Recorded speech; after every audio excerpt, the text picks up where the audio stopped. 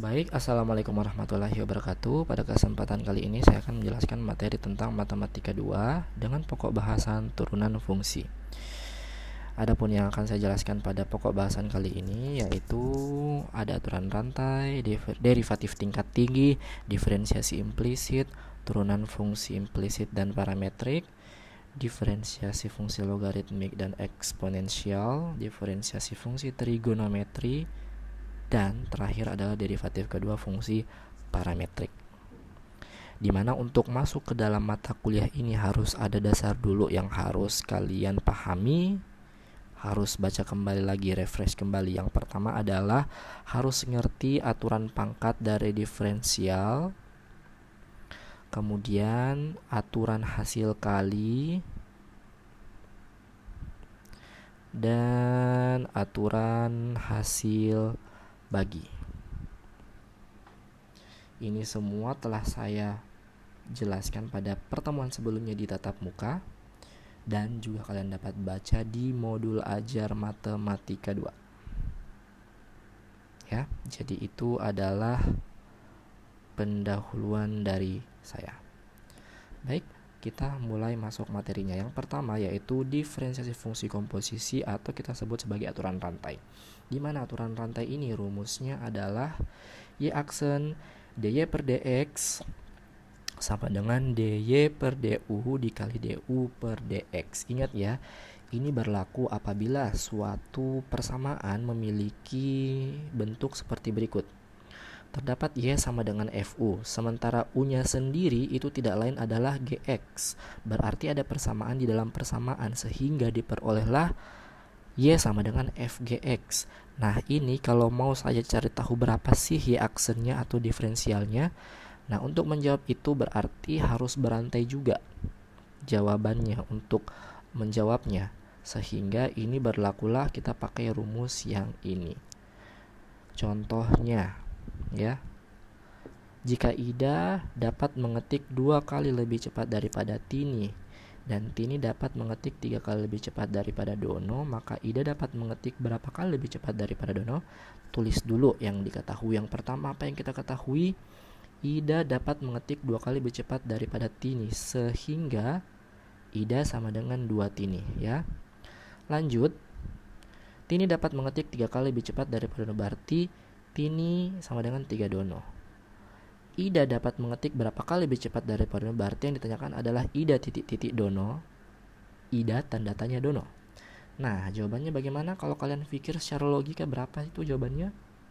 Nah, berarti cukup dikalikan saja kan 2 kali 3, karena ada suatu persamaan atau aturan yang berantai.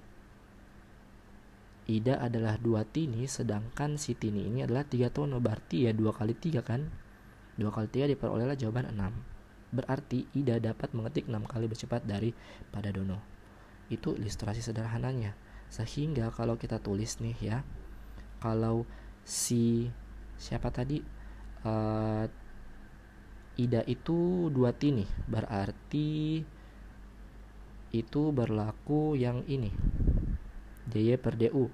Sementara yang satunya lagi, Tini terhadap Dono itu adalah 3. Berarti itu adalah du per dx ya. Itu adalah 3. Sehingga dengan demikian kalau mau mengetahui jawabannya, menulis jawabannya, berarti berlakulah rumus ini kan cukup dikalikan saja kan, 2 kali 3, berarti yang duanya itu tidak lain adalah dy per du, dan yang tiganya ini adalah du per dx, sehingga berlakulah aturan rantai ini ya. Ingat, dy per dx itu dibaca diferensial y terhadap x. Kemudian dy per du itu dibaca diferensial y terhadap u, sedangkan du per dx itu dibaca diferensial u terhadap x ya. Jadi cara bacanya seperti itu. Kemudian kita lanjut ke contoh soal yang pertama. Ini adalah salah satu contoh persamaan yang memiliki rantai ya. 6x kuadrat tambah 4 dikuadratkan, ada kuadratnya ya. Berapakah y aksennya? Y aksennya berarti tidak lain adalah dy per dx. Ingat ya, y aksen itu sama dengan dy per dx. Nah, apa rumus dy per dx? Ingat kembali lagi, dy per du dikali du per dx. Berarti otomatis kita cari dulu dy per du nya. Nah, dy per du nya berapa? Y terhadap u adalah tidak lain nilai y aksen. Y aksen yang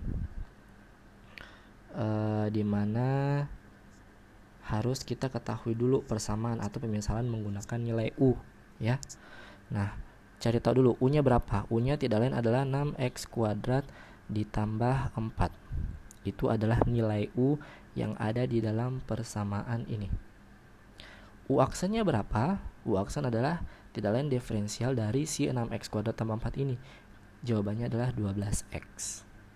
Du ini tidak lain adalah du per dx ya. Berarti du per dx nya sudah dapat.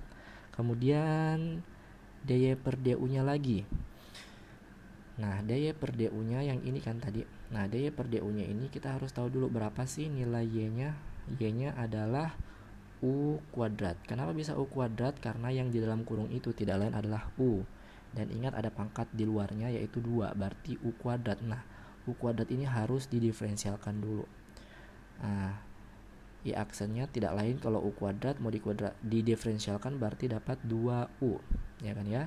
Nah, y aksen ini tidak lain adalah dy per du. Dengan demikian kita masukkan menggunakan rumus ini, dy per du kali du per dx. Dy per du 2u, sementara du per dx nya adalah 12x. Nah, kalau sudah seperti itu, u nya kita masukkan kembali. Berapa nilai u nya? U nya adalah 6x kuadrat ditambah 4 dikali 12x, sehingga jawabannya adalah 24x dikali 6x kuadrat ditambah 4 ya. Ini sama persis jawabannya dengan yang ada di sini ya. Contoh soal selanjutnya, y 2x kuadrat kurang 4x tambah 1 pangkat 60. Nah, kalau sudah seperti ini berarti jelas yang u nya itu adalah yang di dalam kurung. Kita tulis dulu u nya berapa. U nya tidak lain adalah 2x kuadrat kurang 4x tambah 1. Berarti tidak lain kita harus cari dulu nilai u aksennya. U aksennya adalah, diferensialkanlah persamaan ini dan tulis di sini. Diferensialnya setelah diketahui adalah 4x kurang 4, dan ini tidak lain merupakan nilai du per dx. Berarti du per dx nya sudah diketahui.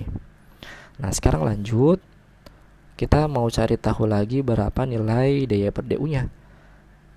Tulis dulu, y sama dengan u pangkat 60. Ngerti kan dari mana itu u pangkat 60? Yang ingat dalam kurung ini adalah u, berarti kalau kita tulis pemisalan luarnya yaitu u sama dengan u pangkat 60. Nah, ini diferensialkan dulu. Didiferensialkan dulu menjadi y aksen, diperolehlah 60 u pangkat 59. Ngerti ya dari mana dapat 60 u pangkat 59? Dan ini tidak lain adalah dy per du. Berarti du per dx nya dapat, dy per du nya dapat.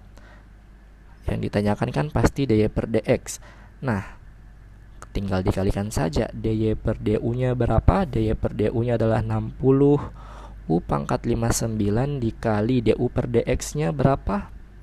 Du per dx nya adalah 4x kurang 4. Nah, kalau sudah seperti ini langsung kita substitusi nilai u nya dari yang ini.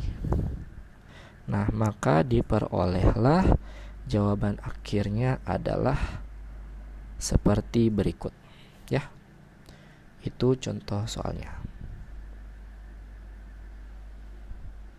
Apabila ada yang ditanyakan, silakan bertanya melalui kolom komentar. Silakan, terima kasih.